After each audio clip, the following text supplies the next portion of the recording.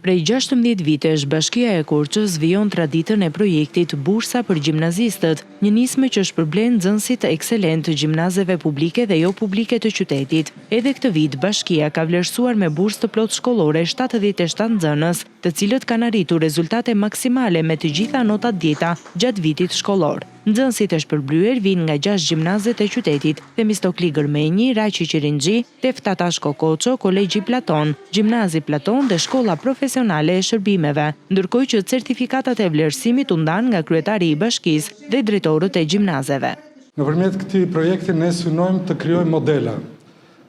modele të rinjve dhe të rejave të suksesshme, të cilët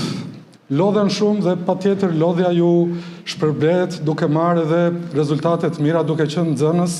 me gjitha dhjeta në shkollat ku ata studiojnë.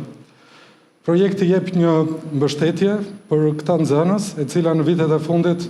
më duhet them, ka pasur një rritje të konsiderueshme, por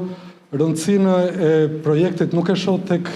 vlera, tek mbështetja financiare që ne ju mundsojmë këtyre nxënësve, por tek mesazhi që ne ju japim atyre, familjeve të tyre dhe gjithë komunitetit të qytetit edhe të bashkisë tonë dhe nxënësve të tjerë dhe familjeve të tjera që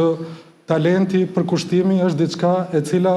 shpërblehet. Numri i përfituesve është 11 nxënës më shumë se viti i kaluar, çka tregon jo vetëm arritjet e larta akademike, por dhe vullnetin, karakterin dhe vizionin e të rinjve korçar. Aktiviteti u mbyll me transmetimin e një video të realizuar me inteligjencë artificiale nga nxënësi Deon Gjoka.